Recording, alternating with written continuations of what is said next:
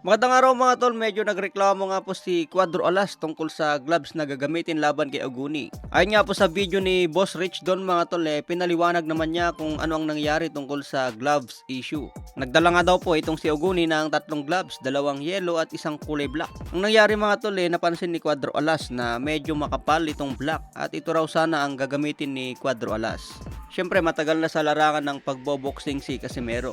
Alam na niya yung mga klase ng gloves. May gloves kasi mga tol na manipis ang padding at may gloves din na makapal.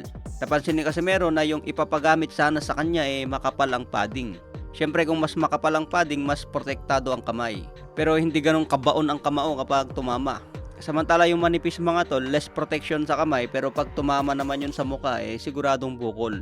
Kung makapal ang gloves, siyempre mas protektado ang kamay at maiwasan ang injury.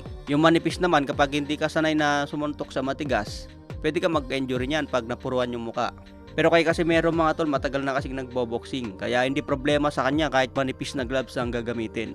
So doon po nagkaroon yung pagtatalo sa pagitan ng kampo ni Oguni at kampo ni Cuadro Alas. So nirequest na lang ni Casimero na parehas na lang sila ng gloves na gagamitin ni Oguni. So yung kulay dilaw daw para mas manipis. Para wala daw lamangan sa kanilang dalawa, parehas ang gagamitin, parehas manipis. Kung ako ang boxer mga tol, syempre gagayahin ko rin yung ginawa ni Cuadro Alas. Parehas na lang tayo nang gagamitin. Bakit mo ako papasuotin ng makapal? Ayon nga sa paliwanag ni Boss Rich Don mga tol, hindi daw pumayag itong kampo ni Oguni. So magkakaalaman daw sa mismong laban kung ano ang isusuot ni Cuadro Alas. Alam ng kampo ni Oguni na may lakas itong si Casimero kaya balak sigurong gulangan.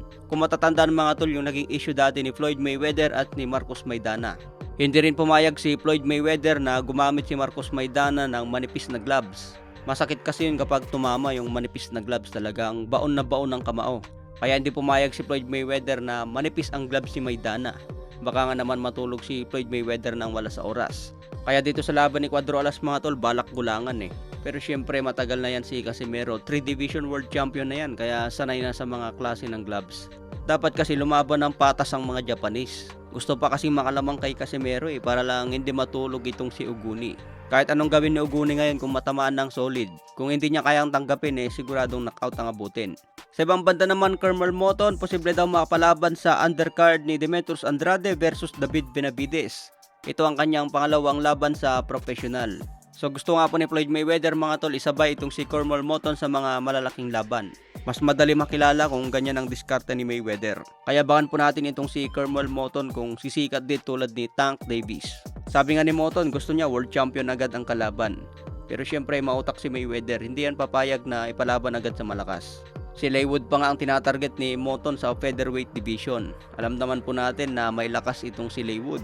Sa katatapos na laban ni Leywood, dinockout niya si Josh Warrington. Okay mga tol, yan lang muna ang ating latest update ngayon. Maraming salamat po.